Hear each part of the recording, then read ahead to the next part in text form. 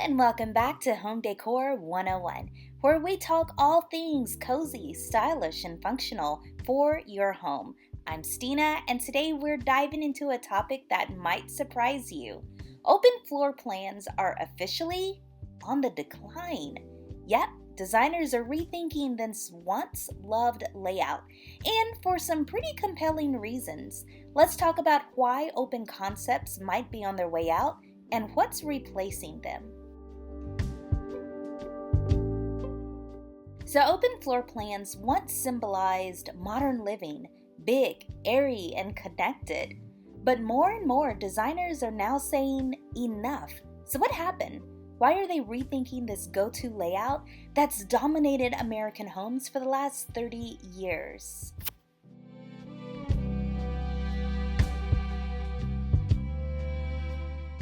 So the first reason would be undefined spaces equals undefined living. Let's start with the big one, lack of defined zones. Open floor plans combine the kitchen, the dining room, and living room into one really big space. It can look amazing in a photo, but in real life, sometimes it could feel a little bit chaotic. Interior designer Sabrina Phillips said it's hard to assign purpose when there are really no boundaries. Where does the kitchen end and where does the living room begin? Suddenly, your dinner prep, TV watching, and toddler's playtime are all happening in the same place, in the same space, and that's just a regular Tuesday. Without clear zones, it's easy for the home to feel cluttered and disorganized, even if you're actually tidy. Here's a tip: if you want that open feel without the chaos, use furniture, rugs, or even partial walls or shelving to break up your space visually while keeping airflow.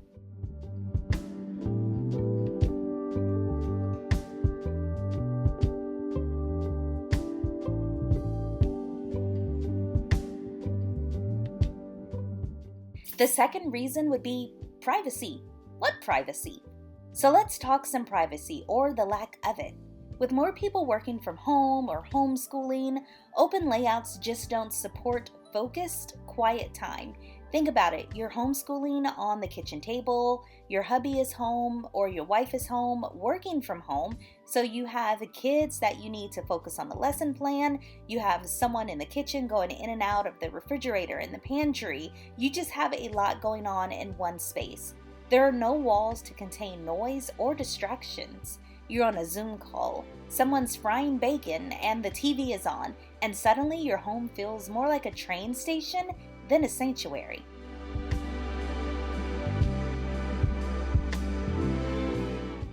Certain designers have shared that sound carries through open layouts in a way that's really hard to control. Even daily kitchen tasks can feel disruptive. Think about it. You're on a Zoom call from work and someone's emptying the dishwasher.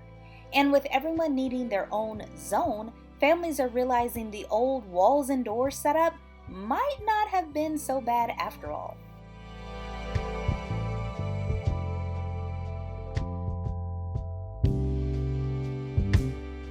So the third reason, designers also point out that lighting and acoustics are often overlooked in open plans. Natural light sounds great, but when it floods every corner, it can create hot spots. Whether it's a glare on the TV or overly bright dining areas. On cloudy days, that same big space can feel really dark and dreary because it's harder to create consistent lighting across a wide, multi-use area. But let's not forget about the sound. Big open rooms with hard surfaces echo a lot. Add kids, pets, a blender, and a Bluetooth speaker to the mix, and you got yourself an acoustic nightmare. Closed-off rooms naturally dampen sound, which is why more designers are opting for layouts with designated zones, each tailored for sound and light control.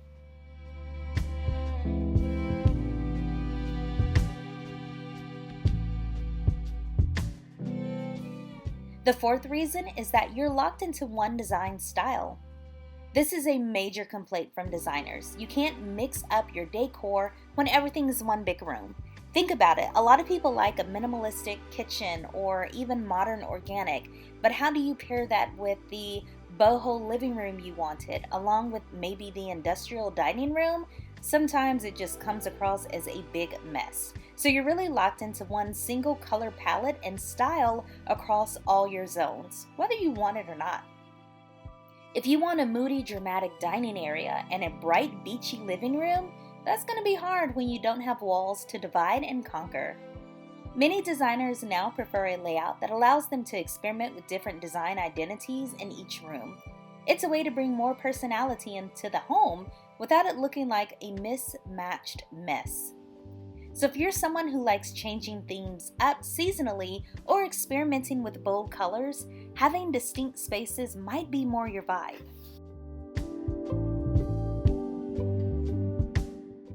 Next is the reason that real-life living needs have changed. Here's the final and maybe the most relatable reason. Real life has changed for a lot of us. Today's homes need to work harder than ever between remote work, online school, hobbies, fitness, even side hustles. It's all happening under one roof. And with an open layout, it's happening in one room. A lot of open layouts just don't offer the flexibility that people need for these layered lifestyles.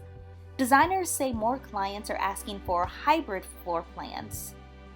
Homes that offer openness in shared spaces like the kitchen and the living room, but with closed-off areas for offices, guest rooms, or media rooms.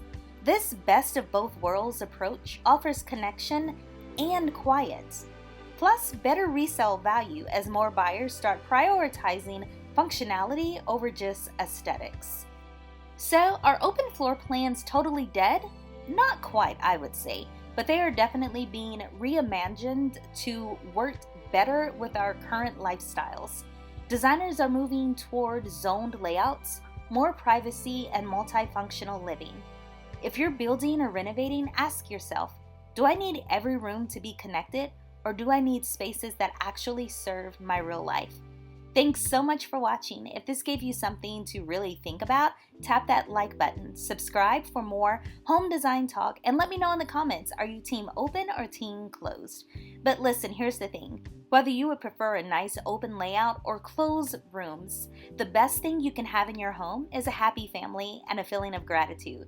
I'll see you next time on Home Decor 101.